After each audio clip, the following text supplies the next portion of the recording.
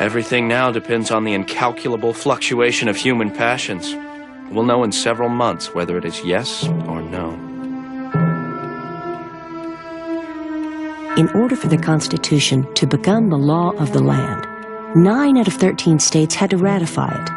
In 1787, this was hardly a foregone conclusion.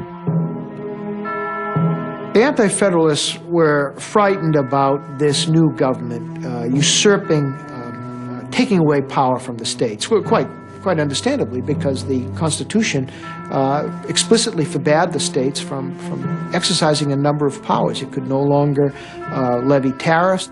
The states could not print money. They also feared the power of the presidency. They felt that this was a quasi-monarchical office that would become like a king, and elected king, no doubt, but a king nonetheless. By the spring of 1788, 8 states had ratified, some with the explicit understanding that a Bill of Rights would be added.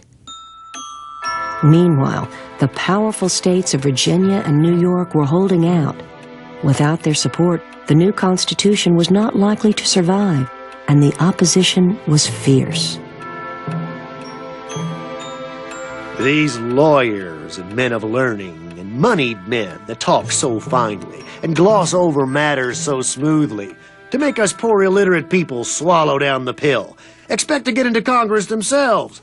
They expect to be the managers of this Constitution and get all the power and the money into their own hands. And then they will swallow up all us little folks, like the great Leviathan. A series of essays began appearing in New York newspapers, arguing eloquently that the Constitution was the best guarantee of the future welfare of the United States.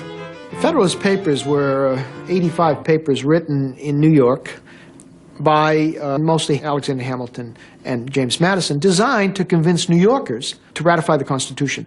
In the extended Republic of the United States, and among the great variety of interests, parties, and sects which it embraces, a coalition of a majority of the whole society could seldom take place on any other principles than those of justice and the general good.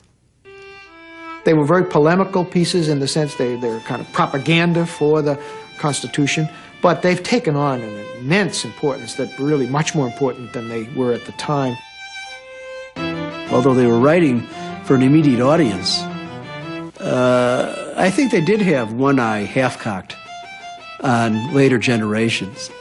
But the fact that it's so systematic and comprehensive, and that some of the essays are so nuanced and so learned, means that we have to be a little bit suspicious as to how well, or a little bit doubtful, as to how well it really represented what people were thinking at the time. I often wonder what people at the time, what sense they could have made of it.